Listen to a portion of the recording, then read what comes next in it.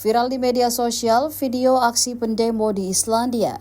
Wanita pendemo tersebut melempar Menteri Luar Negeri Islandia dengan bubuk berwarna merah karena mendukung Israel.